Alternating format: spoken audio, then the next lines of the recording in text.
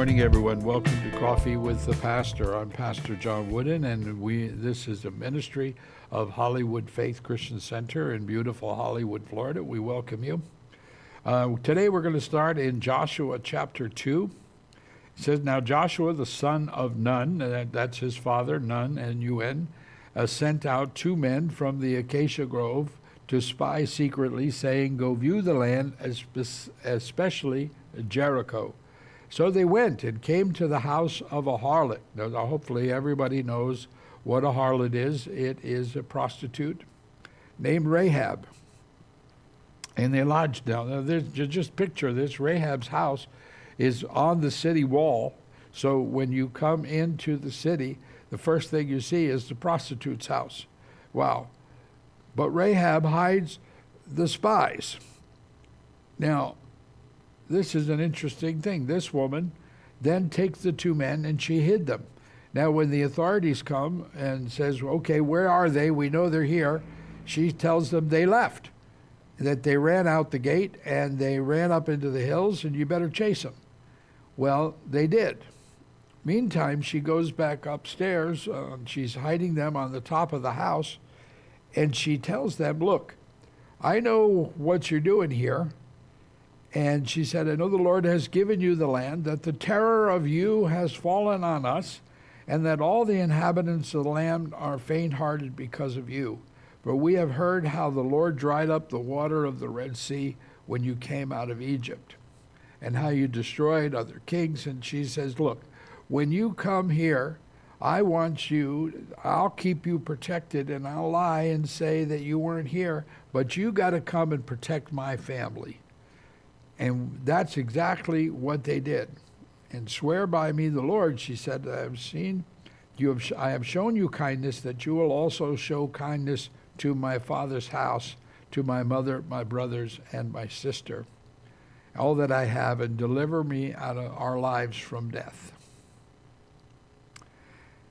And after Jericho is destroyed, the only person who survives is Rahab.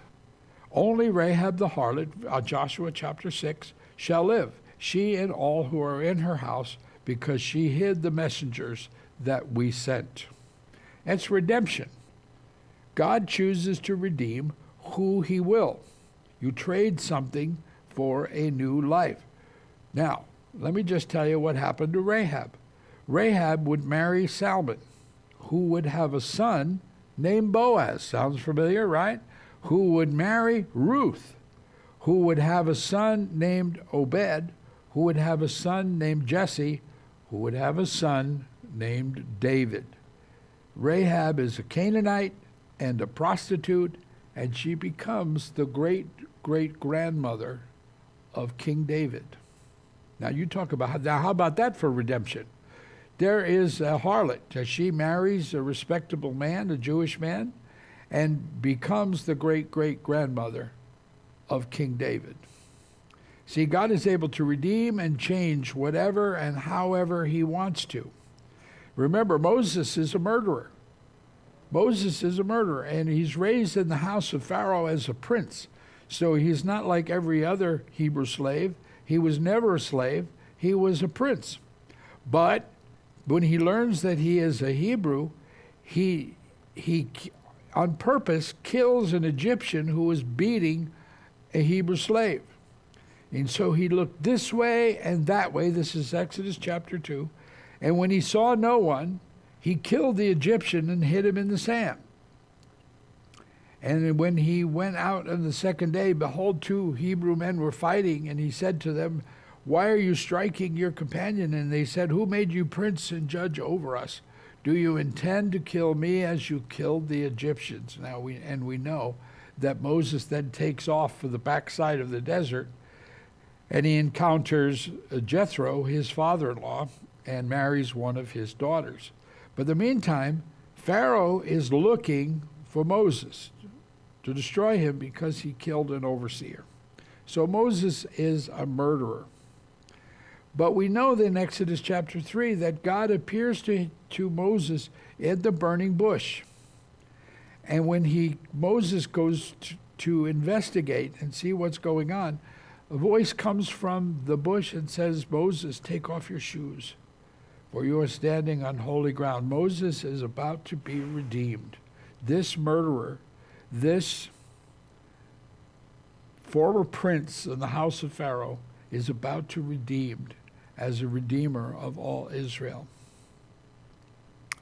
And he tells him this. He says, well, who am I? You know, Moses is well aware of his background. And he says, who am I? And he said, I will certainly be with you. This is the Lord speaking. And this shall be a sign to you that I have sent you, that when you have brought the people out of Egypt, you shall serve God on this mountain. Remember in John 15, he says this, you did not choose me, but I chose you and appointed you that you should go and bear fruit, and that your fruit should remain, that whatever you ask the Father in my name, he may give you. Jesus tells us, I chose you. I chose you. You didn't choose me. Oh yeah, no, I chose you. I picked you out and I redeemed you because I have chosen to redeem what I have chosen. I have chosen to sanctify what I will sanctify. This way we know that it is him and not us that's doing this great work. He's the one